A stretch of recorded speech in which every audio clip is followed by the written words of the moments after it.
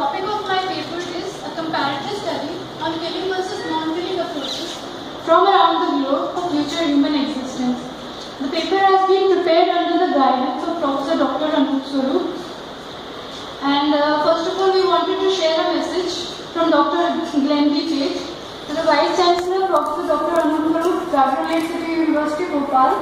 However, your creative, catalytic educational activities towards a killing-free world are simply breathtaking. Thank you for sharing the update. They inspire me, will inspire all CGNT associates and will surely resonate far into the future. I have read your PhD student Katyayani Singh's paper comparing deaths and aftermath associated with famous leaders of 5 violent and 5 non-violent movements. I know nothing like it in the political leadership literature. It will invite non-killing thinking beyond abstraction at Jhabul Lake City University's October 2nd 3rd International Conference on Human Rights. Glenn D. Tate, Chairman of the Governing Council, Center for Global Non-Killing.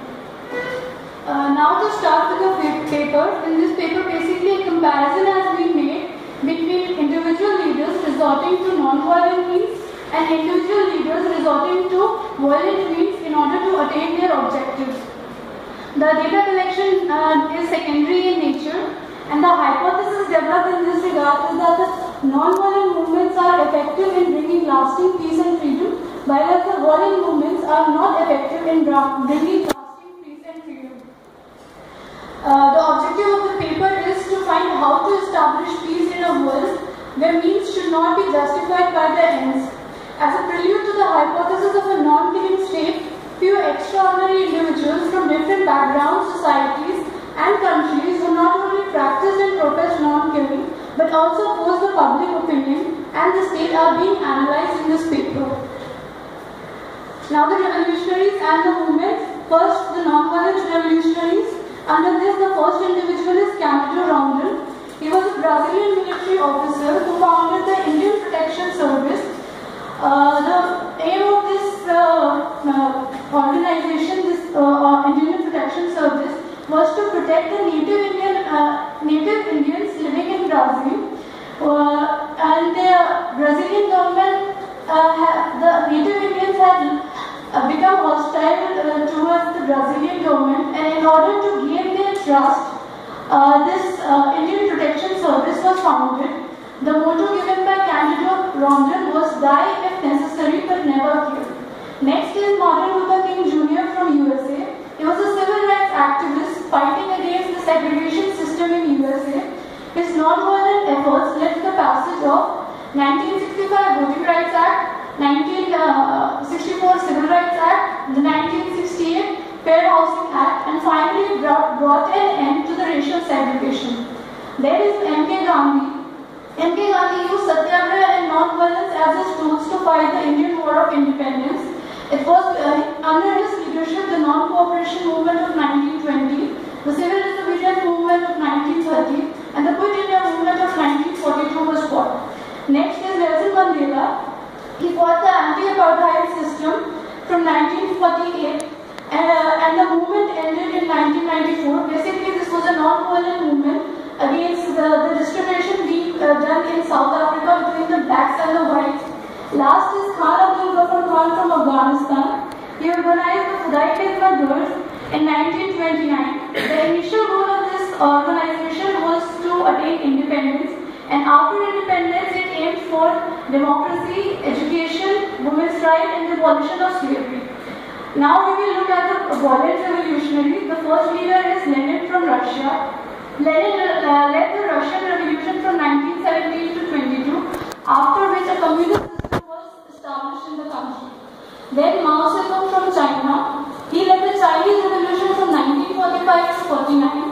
He took Marxism in its extreme form, as we can judge this by his philosophy, which says power comes from the balance of the gun. Next is Yasser Arafat from Palestine.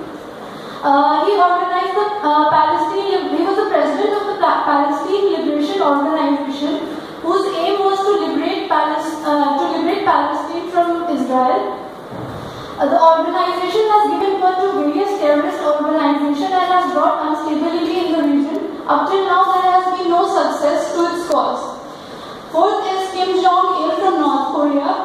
He was the President of North Korea from 1948 to 1994, under him the Korean War was fought between 1950 to 1953, the aim of which was to assimilate South Korea with the North. However, the war did not achieve its objective. And last we have Fidel Castro and Che Guevara. Both were Marxist revolutionaries, though Che Guevara was from Argentina. He also participated. In fact, he was one of the leading leaders of the Cuban Revolution from 1953 to 59. They used guerrilla warfare technique and it was a successful revolution.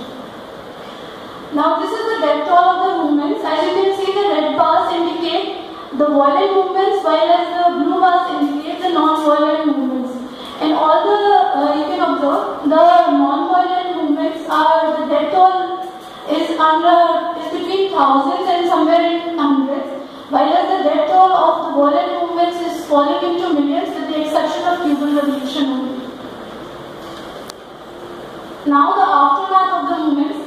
Now first the violent movements. In Russia, after Lenin, Stalin came to power and he is reported to have killed 20 to 40 million people between 1924 to 53. There had been no transparency in the system under the communist system. So not much can be said, but in 1991 there was a split in Soviet Union. That itself says that there was some problem in the Russian country, and it was only after Gorbachev's peace approach of glasnost and perestroika that some stability seems to have come in the nation. In China, 44 to 72 million people died between 1949 to 1975 as a result of Mao Zedong's genocide and cultural revolution policy. The stability that the world therefore sees today is questionable.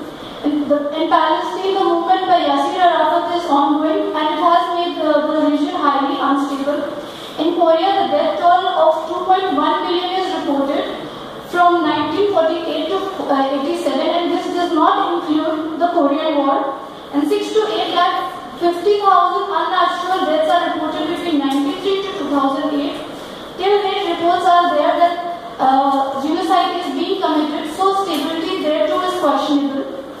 Last is in the Cuba. Genocide is reported between 1959 to 87. Death toll is 35,000 to 1,41,000 under Castro regime. So there too we can question the stability. Now you see the non-violent movements. In Brazil, under Cândido Rondon's leadership, a treaty was signed with the native Indians in 1946 that not only gained the trust of the native tribes living in Brazil, but it also helped them in building telegraph lines across the nation. And for that, Cândido Rondon is regarded as father of communication in Brazil. After that, there has been stability in the region.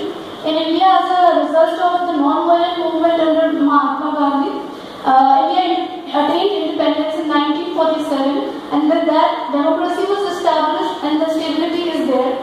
In Pakistan, the movement of Khudai Khidmat failed after 1947, and the nation is unstable and still there is threat to democracy. In South Africa, after the end of the apartheid system, South Africa was able to resume its seat in the UN General Assembly after 20 years of absence. In USA, the situation is stable after the end of segregation system. Now, the question comes that a saying was there that means are justified by the end. However, this assumption has been proved wrong as per the data collected. But however noble goal may be, it is not justified by wrong means. And here again we can take the example of USA waging war against terrorism in the Middle East, where the war casualties have gone to 0.58 million and making that region highly unstable, especially around Iraq. Finally, to conclude, we can say that all movements, whether non-violent or violent, require a charismatic leader for mass mobilization. Killing in the end does not bring any of the stated objectives of the revolutionaries who resort to violence to achieve their goals. Violent revolutions do not result into lasting peace, and the revolutionaries themselves end up meeting further violence. Violent movements lead to total disregard for human rights, dignity, and towards an abhorrent state. In contrast, peaceful and non-killing approaches bring lasting peace and stability and lasting attainment of set objectives. And finally, to conclude, in the present study, 20th century examples have been taken for better appreciation of the socio-economic and psychological forces in a post-industrial society. The focus of the study has been on individuals who had charismatic personalities and well-known movements, both that advertently or inadvertently espoused or led to killing and non-killing from across